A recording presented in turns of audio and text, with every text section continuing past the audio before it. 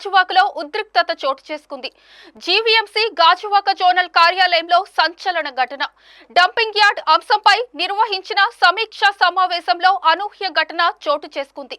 Swachhandhra chairman Pattabhiram అడుగుతున్న ప్రశ్నలకు సమాధానాలు ఇస్తూ జీవీఎంసీ ఇంజనీరింగ్ విభాగానికి చెందిన సెక్షన్ ఇంజనీర్ గోవింద్ రాజు అకస్మాత్తుగా కుప్పకూలిపోయారు. సమావేశంలోని స్పృహ తప్పి పడిపోవడంతో అప్రమత్తమైన తోటి ఉద్యోగులు వెంటనే గోవింద్ రాజును ఆసుపత్రికి తరలించారు. ఈ సమీక్షా సమావేశంలో రాష్ట్ర టీడీపీ అధ్యక్షులు పల్లా శ్రీనివాస్, స్వచ్ఛాంధ్ర చైర్మన్ పట్టాభిరామ్, ఇతర టీడీపీ నేతలు హాజరయ్యారు.